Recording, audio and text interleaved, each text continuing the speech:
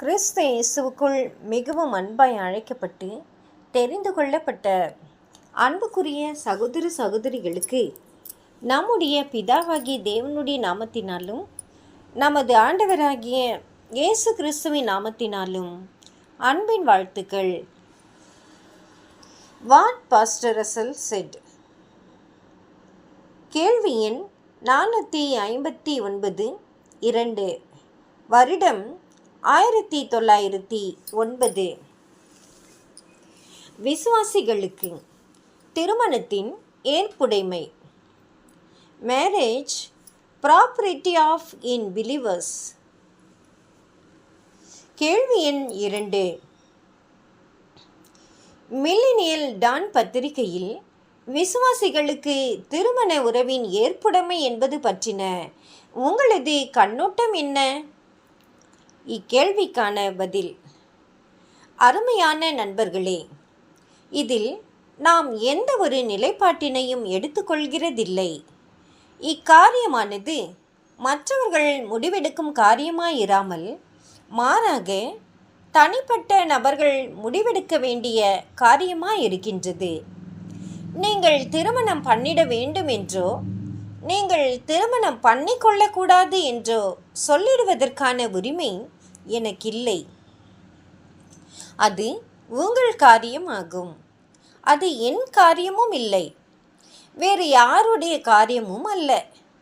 Millennial Don பத்திரிகையானது அப்போஸ்தலனாகிய பவுலினால் 18 நூற்றாண்டுகளுக்கு முன்னதாக சொல்லப்பட்டவைகளை மாத்திரமே சொல்லுகின்றது. அதாவது, விவாகம் பண்ணுகிறவன் நன்மை செய்கின்றான், விவாகம் பண்ணாதவனும் அதிக நன்மை செய்கிறான் என்று கூறுகின்றது. ஒருவேளை இப்பொழுது முழுக்க நான் பேசிட்டாலும் அப்போஸ்தலன் கூறியவைகளோடு கூட சேர்த்து கூறிடுவதற்கு நான் எண்ணுகிறதில்லை. அப்படி செய்வதற்கு எனக்கு உரிமை இல்லை, அல்லது அவர் பேசினதை மாற்றி கூறிட எனக்கு விருப்பமும் இல்லை. மற்றவர்களுடைய இந்த விஷயத்தில் உங்களுக்கோ எனக்கோ தலையிடுவதற்கு உரிமையும் இல்லை. ஒருவேளை அவர்கள் நம்முடைய சிறு பிள்ளைகளாக இருப்பார்களானால் அப்போது அறிவுரை வழங்கிடுவதற்கான உரிமையினை நாம் பெற்றிருப்போம்.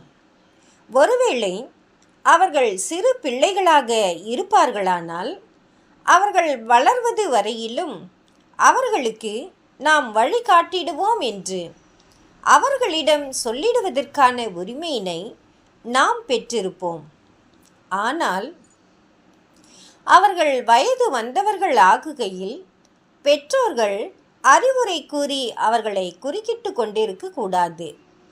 இந்த விஷயத்தில் அனாவசியமாய் தலையிடுவதற்கு முயலும் யார் ஒருவனும் தனக்குத்தானே பிரச்சனையை மாத்திரம் கொண்டு வருகின்றவனாய் இருப்பான். தேவன் விட்டு விடுவது போன்று நாமும் காரியத்தினை அவர்களிடத்திலேயே விட்டு விடுவோமாக. தேவன் தாமே இந்த வார்த்தைகளை ஆசீர்வதிப்பாராக. ஆமென்.